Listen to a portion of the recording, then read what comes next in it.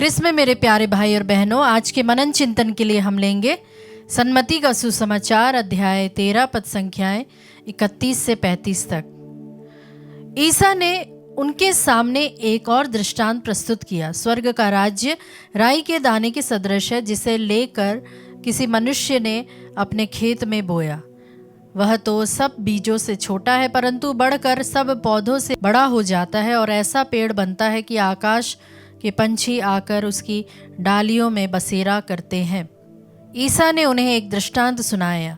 स्वर्ग का राज्य उस खमीर के सदृश है, जिसे लेकर किसी स्त्री ने 3 पसेरी आटे में मिलाया और सारा आटा खमीर हो गया। ईसा दृष्टांतों में ही ये सब बातें लोगों को समझाते थे। वह बिना दृष्टांत के उनसे कुछ नहीं कहते थे, जिससे नबी का यह कथन पूरा हो जाए, मैं दृष्टांतों में बोलूँगा, पृथ्वी के आरंभ से जो गुप्त रहा उसे मैं प्रकट करूँगा। यह प्रभु का पवित्र सुसमाचार है। हे क्रिस, तेरी स्तुति हो। क्रिस में मेरे प्यारे भाई और बहनों, आज का पवित्र वचन जो हमने अभी भी सुना, यह हमें छोटे आरंभों की शक्ति, मतलब हम्बल बिगिनिंग, और ईश्वर के राज्य के रहस्य के बारे में सिखाता है। यीशु आज 2 छोटे छोटे उदाहरण देते हैं, राई का दाना और खमीर। राई का दाना बहुत छोटा होता है, इतना छोटा कि हाथ में मुश्किल से दिखाई दे, लेकिन जब उसे बोया जाता है तो वही छोटा सा बीज एक बड़ा पेड़ बन जाता है, जहाँ पर पक्षी आकर बसेरा करते हैं। इसी तरह खमीर, जो कि थोड़ा सा रहता है लेकिन वह पूरे आटे को बदल देता है। प्यारे भाई और बहनों, यीशु हमें बताना चाहते हैं कि ईश्वर का कार्य अक्सर छोटी चीज़ों से शुरू होता है। दुनिया कहती है कि बड़ा करो तभी लोग पहचानेंगे, लेकिन ईश्वर क्या कहते हैं? छोटे में विश्वास योग्य बनो। आज हम अक्सर छोटी बातों को महत्व नहीं देते। हम सोचते हैं कि मेरी छोटी प्रार्थना से क्या होगा, मेरी छोटी मदद से क्या फर्क पड़ेगा, मैं अकेला क्या बदल सकता हूँ। लेकिन यीशु क्या कहते हैं? एक छोटा बीज भी बड़ा वृक्ष बन सकता है।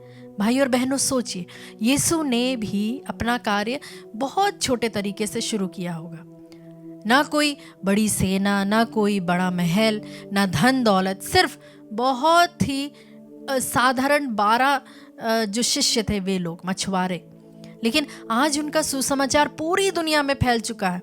ईश्वर छोटे आरंभों से बड़े बड़े कार्य करते हैं। एक छोटी सी प्रार्थना, एक छोटा सा शब्द, एक क्षमा, एक गरीब की मदद, एक बच्चे को सही शिक्षा, ये सब छोटे छोटे बीज हैं, लेकिन समय के साथ ये जीवन बदल देते हैं।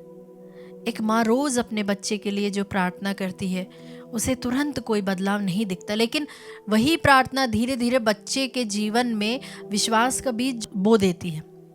बहुत अच्छा उदाहरण है संत मोनिका और अगस्टिन का। और एक शिक्षक जो ईमानदारी से बच्चों को पढ़ाती है। शायद उसे लगता है कि उसका काम छोटा है, लेकिन वही बच्चे आगे चलकर समाज को बदल सकते। एक व्यक्ति रोज बाइबल का एक वचन पढ़ता है, धीरे धीरे उसका मन बदलने लगता है। यही खमीर का कार्य है, धीरे धीरे, चुपचाप, लेकिन पूरी तरह से परिवर्तन। प्यारे भाई और बहनों, आज की दुनिया तुरंत परिणाम चाहती है। लोग चाहते हैं कि सब कुछ जल्दी हो जाएगा, लेकिन ईश्वर धैर्य से काम करता है। बीज बोने के बाद तुरंत पेड़ नहीं बनता, उसे समय, पानी और देखभाल चाहिए। इसी तरह विश्वास का जीवन भी धीरे धीरे बढ़ता है। कई बार हम प्रार्थना करते हैं और सोचते हैं कुछ बदल नहीं रहा, लेकिन अंदर ही अंदर ईश्वर काम कर रहे होते हैं।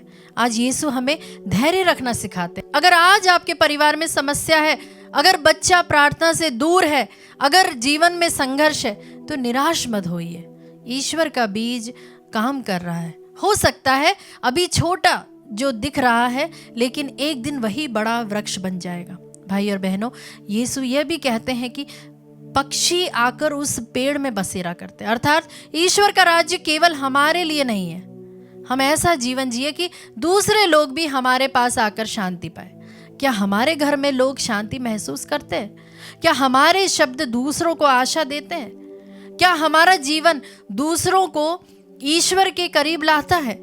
अगर हमारे अंदर प्रेम, दया और विश्वास का खमीर होगा, तो उसका प्रभाव पूरे परिवार और समाज में पड़ेगा। आज का सुसमाचार हमें क्या क्या बातें सिखाता, प्यारे मित्रों?